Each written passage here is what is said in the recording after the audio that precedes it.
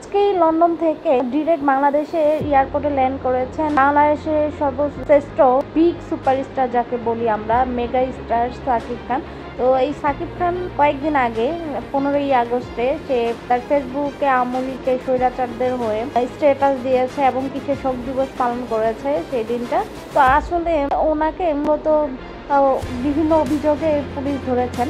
তো পুলিশের কাছে উনি বলেছেন যে আওয়ামী লীগ যেমন স্বৈরাচার ছিল এবং শেখ হাসিনা যেমন মনোভাব ছিল বা স্বৈরাচারী পূর্ণ কাজকর্ম করেছিল, তো বিএনপির যারা সিনিয়র নেতা আছে, বড় বড় নেতারা, তারাও সেম কাজটা করছে। তারাও শেখ হাসিনা থেকে কম না, বা তারা স্বৈরাচারী থেকে কম না, এরকম কিছু বলছে। তো এখন দেখার বিষয় হচ্ছে কেন শাকিব খানকে আটক করলো।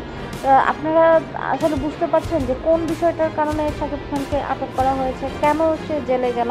আর সে আমেরিকাতে খুব ভালো একটা ফিলিংস নিয়ে বাংলাদেশে চলে এসেছে এবং কি সে আমেরিকা থাকাকালীন বলেছে যে গুড নিউজ দিবে, এরকম কিছু, যে বাংলাদেশে এসেই তার হাতে বিভিন্ন গুড নিউজ রয়েছে দর্শকদের জানানোর জন্য। তো দর্শক বলুন, এই সময় সে কেন আটক হলো, বা শুধুই কি 15ই আগস্টের যে পোস্টটি সেটি দেওয়ার জন্য তাকে পুলিশ অ্যারেস্ট করলো বা এরকম কিছু। তো তাকে জিজ্ঞাসাবাদ করার জন্য পুলিশ নিয়ে গিয়েছে, বলেছে 24 ঘন্টার মধ্যে তার বিষয়ে ডিটেলস জানাবে, বা কেন ধরেছে বা কি হয়েছে এরকম কিছু জানাবে।